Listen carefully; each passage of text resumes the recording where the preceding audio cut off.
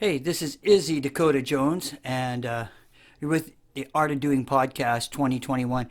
We're going all the way over to the other side of the pond, to the UK, to London, England, and we'll be talking to Sexy Pierre, Larry Davis. We interviewed him a while back. Guitar player, songwriter, violin player, great violin player from the Hard Rock Miners in Vancouver and the Beauticians. And he's back over in the UK, been home for quite a while, playing in different bands and doing different things over there and recording. So we're going to be talking to him, seeing how he's doing during the pandemic situation over there in the UK.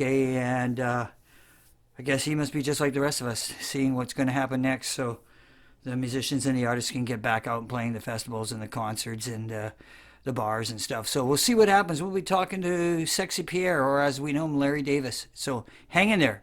This is Dakota Jones with the Art of Doing Podcast.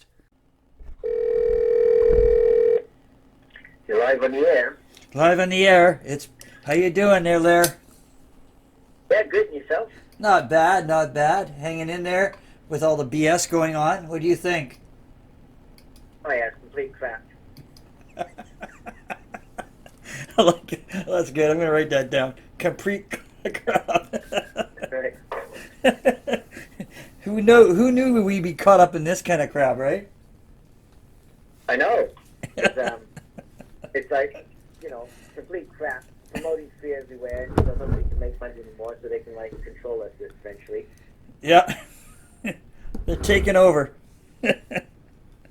Yeah, but luckily in London, there's lots of I don't know what you call it, protests.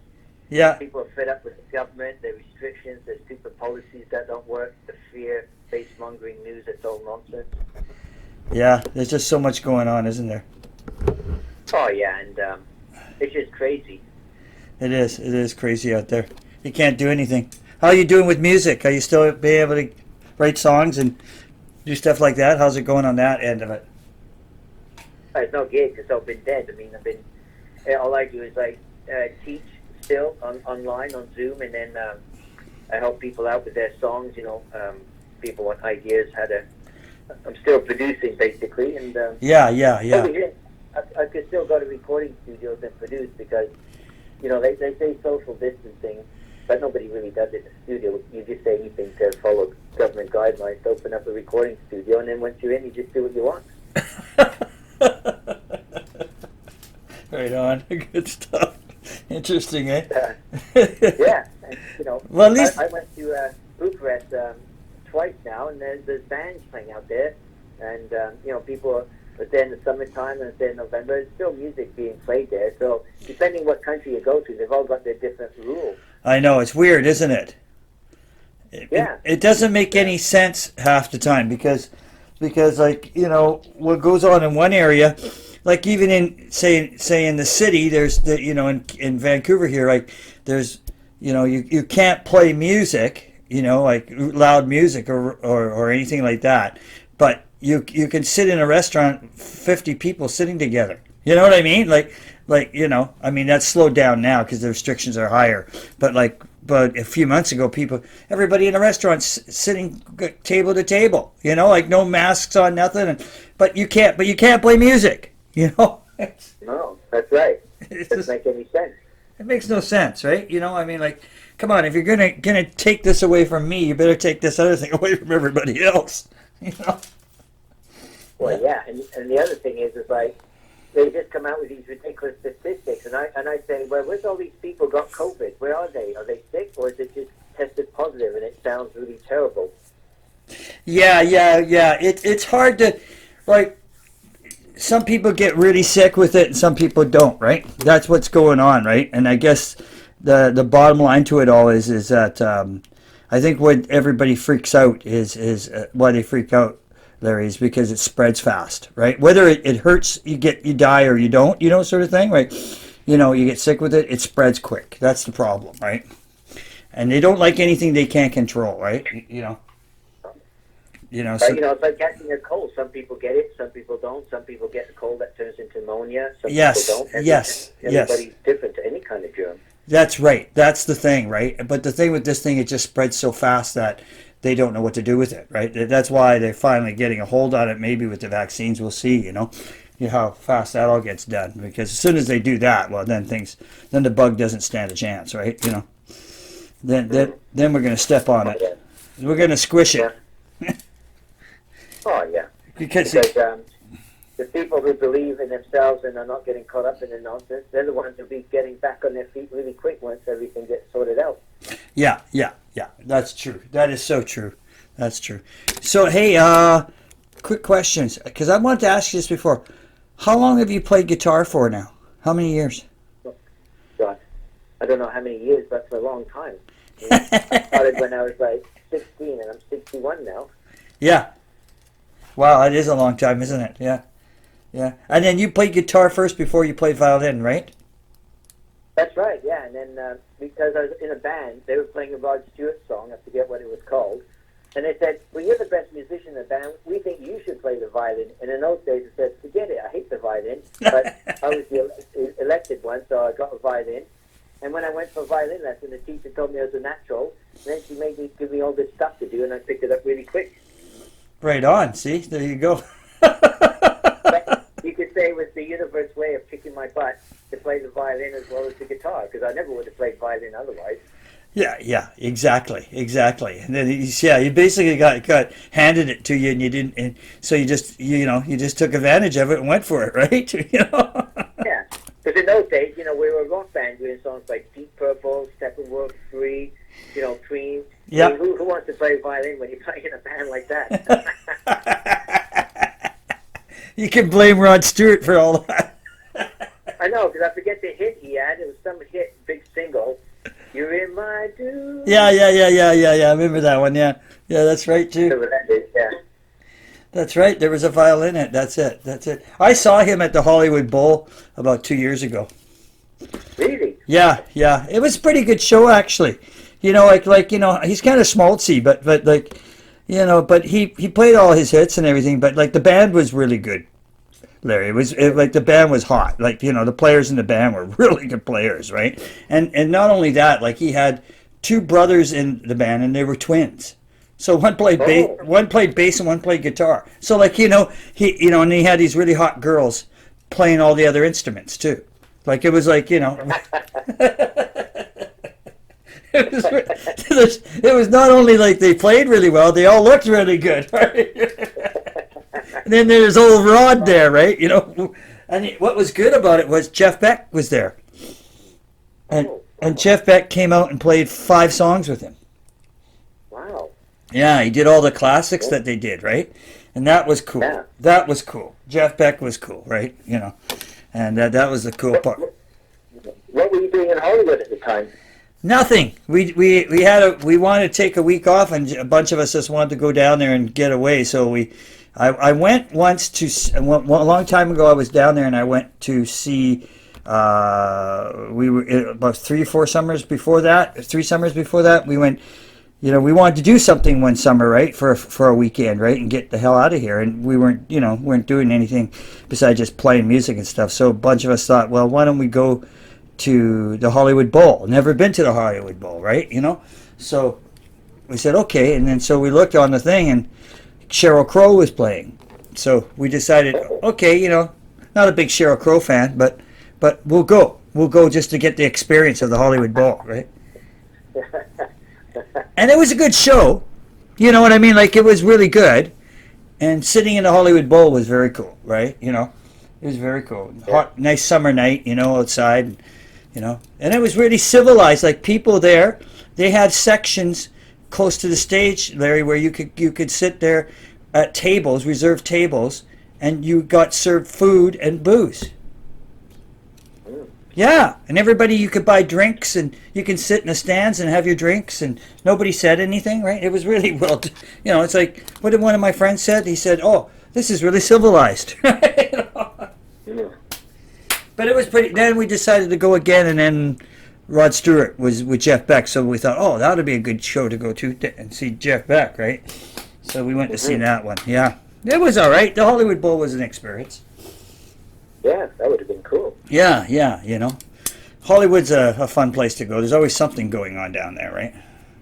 Mm-hmm. Yeah. So how about yourself? So nothing's going on right now. Everybody's pissed off. And so there's no live music, of course, right? So none of us can do live music. It's all online, isn't it, right now? Yeah, well, online became kind of the craze in about April and May, and then it died down. People got fed up with trying to play on Zoom because it's just not quite the same thing, and then Zoom freezes up. There's always these technical issues. Right. Right. So and it was like it was a new thing to do. Oh, let's do gigs online. You know, everybody's going.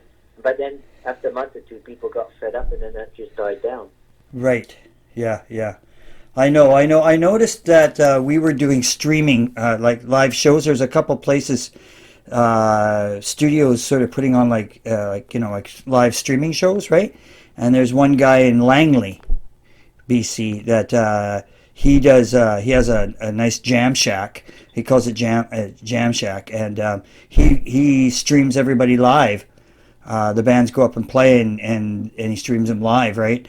And you play, one night we got 1,000 people. Wow! I know, 1,000 people. 1,000 people there. I mean, you never get that in a bar, So it was like, this is pretty cool. And then next time we went, it was like another 1,000, and next time about 800, and we just went like, this is really good, because you're getting people, not just people but people all over the planet to check into this guy's thing, right?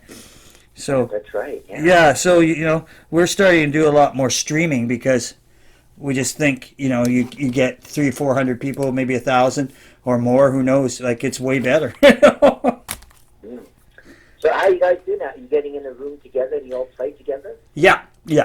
So we were until lately, right? Because lately they really strict everything down here, right? They got real strict again, right? So we've stopped for about 6 weeks. We haven't rehearsed for 6 weeks. We're going crazy, But yeah, you just go in a room. You set up your phone or your camera, right? And go online, and then you just you start streaming it, right? Mm-hmm. Yeah. And online, and next thing you know, you see people coming to it and checking it out because they can't go anywhere, and like venues would be really smart to catch up on this, like they should be streaming, whether you play a big venue or small venue or in between, they should be streaming like the shows, period. You know what I mean? They're really dumb. That's right. Yeah, they would make more money that way, right?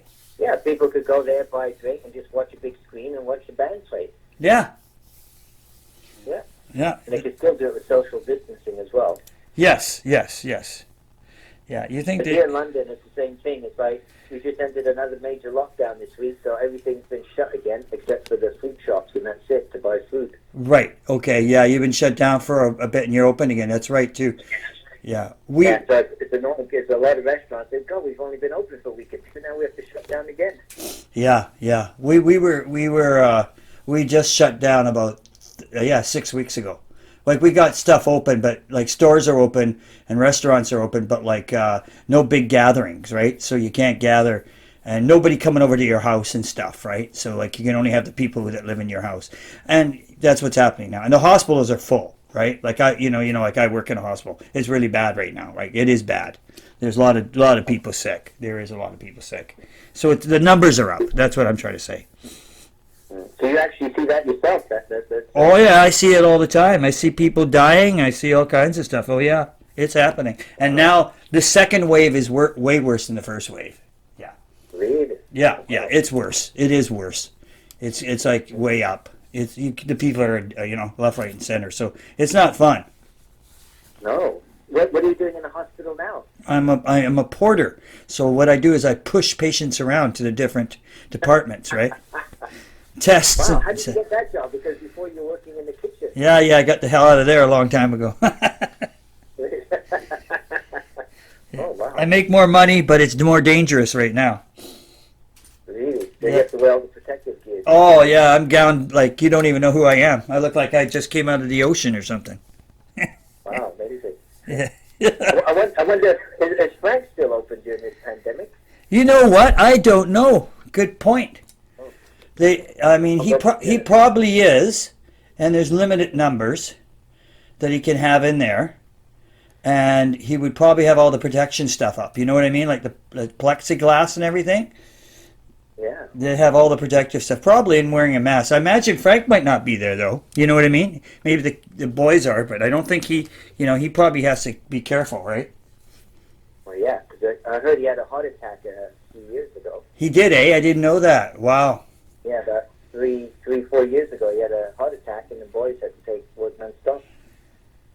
Yeah, so he's probably not able to go in there at all because people with any underlying conditions won't be able to be around people, right? So. Yeah. I'm not surprised he had a heart attack. Remember when we used to go there? If you didn't buy anything in his coffee shop, he'd go crazy, ballistic. He'd kick you out and he'd go screaming mad. He did too. No wonder he had a heart attack. He should have learned how to meditate. That's right. He needs to chill out, that guy. And then he'd go on and on about it. You order a cup of coffee and all you're hearing about, you won't believe this woman comes in here breastfeeding, and then he goes on and on about it. Who does he think he is? He says, I sell milk. What's wrong with my milk?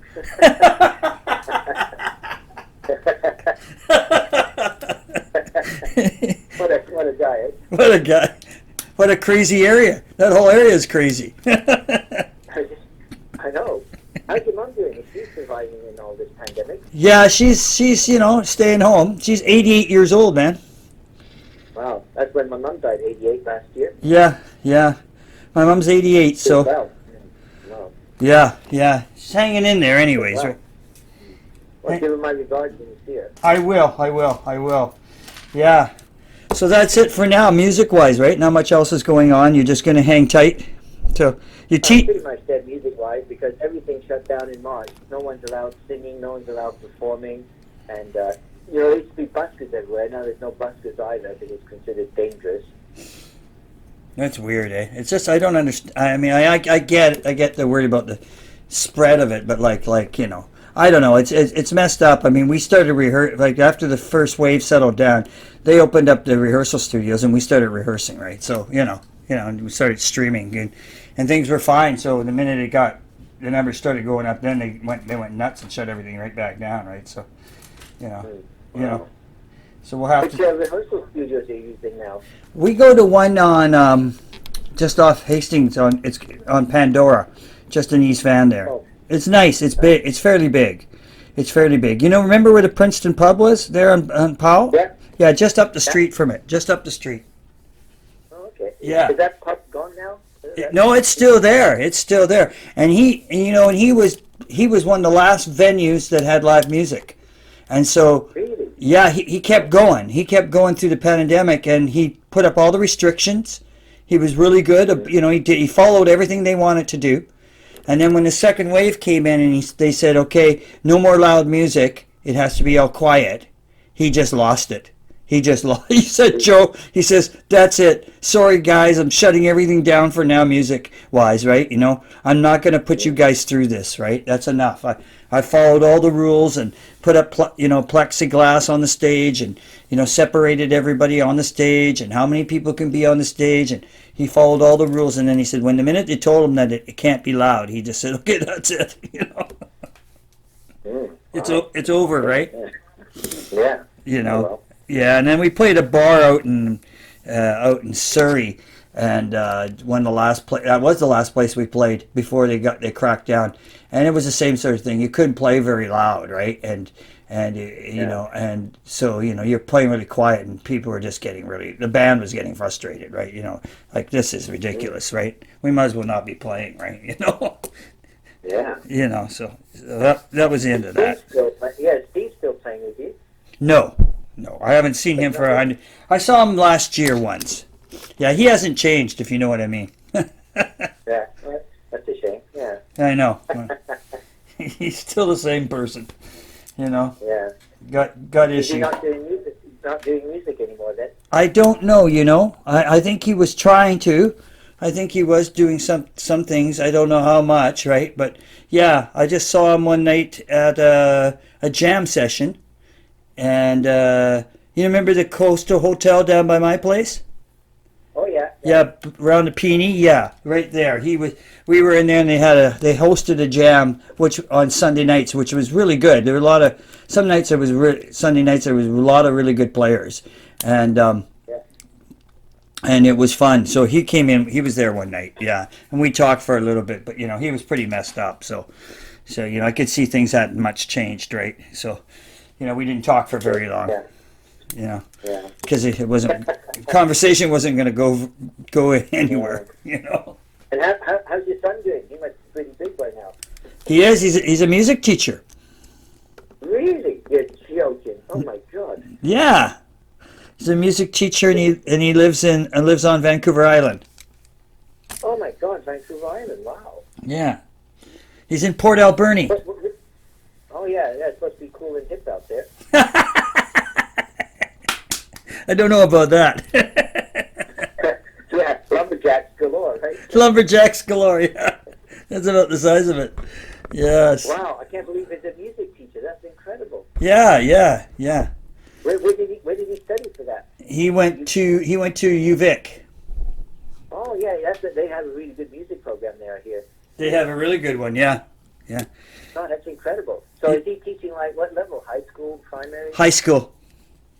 Oh wow. Yeah. Oh my God. Well, what does he play? He must be able to play something then as well. He plays a lot of the. He was playing saxophone, and he was playing trombone, and he was playing the trumpet, and he played piano. A little bit of, but not very good on the piano. But you know what, Pierre? He could probably play guitar really well. Yeah. He could, because he has long fingers, right? And so he played a little bit of everything, right? Because he has to teach everybody, right? Yeah. Yeah. So he wanted to go. I tried that last few years. I tried teaching primary and secondary school. It's just dreadful. Nobody's listening. They don't care. It's like, what's the point of teaching music? Yeah.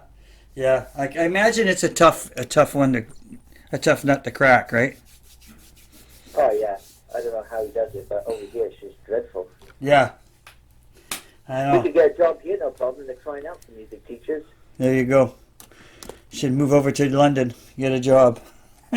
Yeah. Move to the big city. Well, that's right. Sin City, where everybody gets knifed every day. You never know who's going to get knifed. It's like New York, isn't it? It's That's crazy here. It's like, I already got mugged by this young black kid. He must have been about 14, 16. He ran his bike. He's on the pavement. He runs right into me.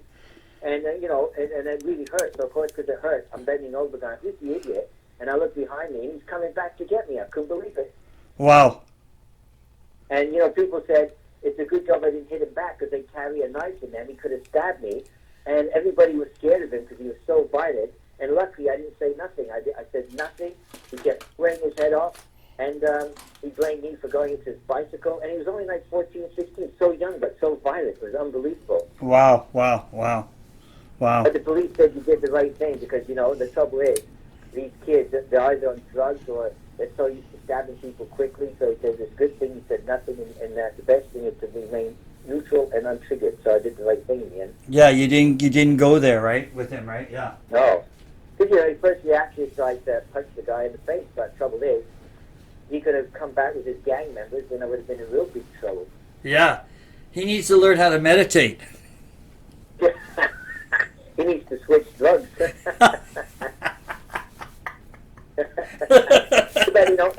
bad they don't take the drugs that make you really dopey and tired instead of really aggressive.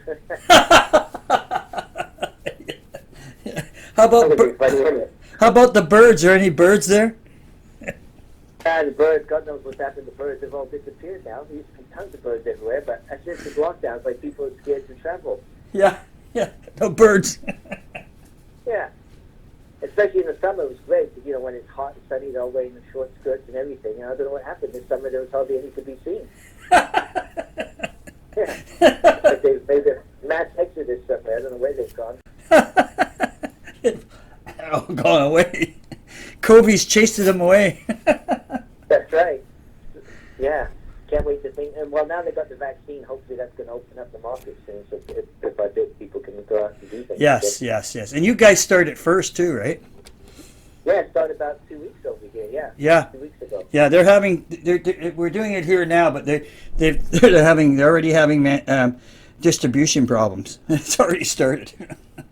Oh yeah, same famous here. They you know, already they got distribution problems. Oh yeah, we're supposed to. We've run out. Already run out. You know, only a week or two. So that's a good one. How did we know that was coming, right? Oh yeah, they just say anything, and you know, and then they don't really have enough, or God knows what. There's all these bureaucracy problems. Yeah, typical. I know. But and what's really funny, you have to be 80 and over to get one first. You have to be like a hospital person. Or, Yeah, which I am going to get one in about a week or two here. I got a feeling. Really? Are they going to give you one because you work in the hospital? Yes, I'm frontline worker, right? So I'm going to get it. I'm going to get it first. Yeah. Wow. Yeah. That's lucky then, isn't it? Yeah. Well, lucky, but I don't know. I might not be so lucky. You might turn into a chicken. You never know. You know what's going to happen? You're going to have to wait and see. Your autobiography is going to be exciting, from rock star to chicken. All in one shot. That's right. That could be the name of your book, All in One Shot. That's right.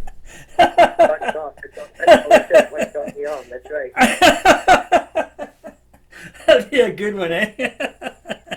That's right. So what are you doing for Christmas? Not a heck of a lot, right? No, I mean, I'll be lucky if I can visit my sister, because with the lockdown, we're not allowed to travel. That's right, yeah.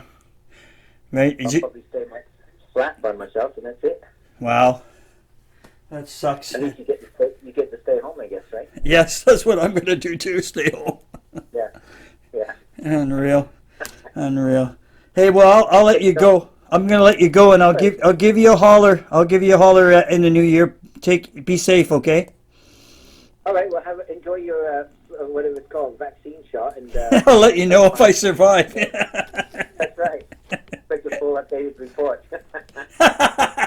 Talk to you soon, Larry. All right. Have fun. Bye. Bye. Well, that was Sexy Pierre Larry Davis. We didn't talk a lot about music. You know, we just talked about what's going on with the pandemic and the shots and all that kind of stuff, and catching up a little bit, you know. But, you know, it's good to be personal and have conversations, and we don't mind if you guys hear it, and that's how things are. We're just open about stuff. So Sexy's just doing the Zoom thing and working in a recording studio and working and producing people. So that's what he is. He's turning into a music producer, which, you know what, folks, he's really good at it.